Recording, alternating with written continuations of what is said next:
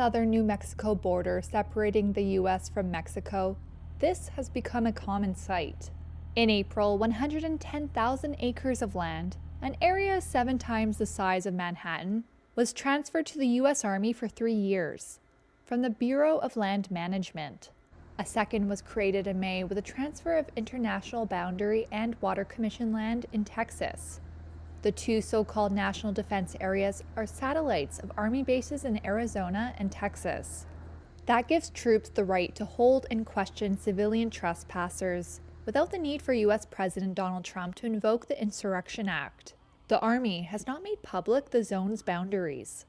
Rancher Russell Johnson says he's unsure if his home, or over half his ranch, is inside the area. If the National Defense Area truly does go up to Highway 9, my house is south of Highway 9, so in theory, I live within the National Defense Area. Probably close to half of my ranch is in the National Defense Area.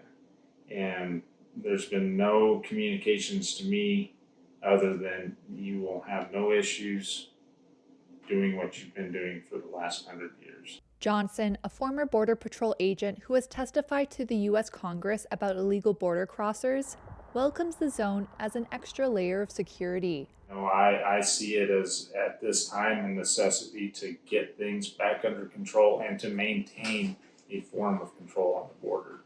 In the past 4 months, the number of active duty troops on the border rose from 2,500 at the end of the Biden administration to 8,000, according to the U.S. Army. Boy, when I see the military, I get angry at our country that this is where we're spending our money, our resources.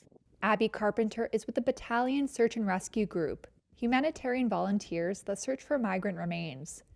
The group's founder is concerned the military zone will push migrants west into even more dangerous desert crossings. We're anxious in the future about not being able to come out here because this is supposedly a military zone. There are no signs, we don't know that yet, but who's going to look for these remains if we're not allowed out here? Will they just be covered up by the desert sands? Along the international boundary, Reuters saw warning signs posted inside the United States around 45 feet north of the border barrier, around every 328 feet, facing south. That meant if you had crossed the border and could read them, you were already in the zone. Since May, federal judges in Texas and New Mexico have dismissed trespassing charges against migrants caught within the area, ruling there was no evidence they saw signs before entering the zone. Troops have alerted Border Patrol to 390 illegal crossings in the nearly 2 months since the first zone was established. They made their first detentions on June 3rd. Border Patrol arrested nearly 40,000 migrants in the El Paso sector in the fiscal year to April, down 78% from the year earlier period.